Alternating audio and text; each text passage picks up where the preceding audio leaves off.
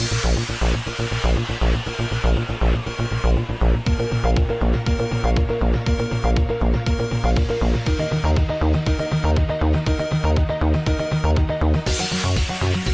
تلنگانہ کے سداشیو پیٹ ٹاؤن میں آج صفا بیت المال کی وہاں کی برانچ کے لوگوں نے سرکاری دواخانہ پہنچ کر مریضوں کی عیادت کی اور بلا لحاظ مذہب و ملت ان میں میوے جات، بریڈ، دودھ اور پانی کی بہت ساری بوتلیں بھی تقسیم کی۔ سداشیو پیٹ کی برانچ کے صدر مولانا جمال صاحب نے اس موقع پر بتایا کہ عوامی امداد سے بیت المال مستحقین میں پابندی کے ساتھ وظیفے اور رمضان میں راشن وغیرہ تقسیم کرتا آ رہا ہے۔ غریب لڑکیوں کو ٹیلرنگ بھی سکھایا جاتا ہے۔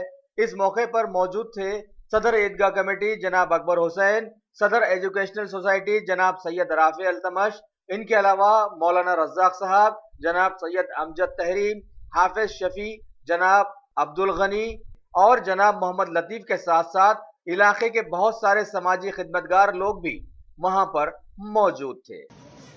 صفا بیت المال شاخ سداشیو پیٹ کے زیر اہتمام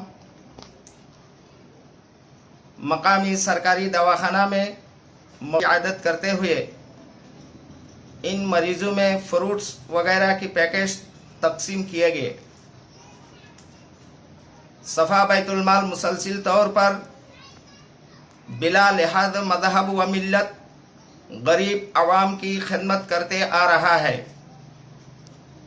اہل خیر حضرات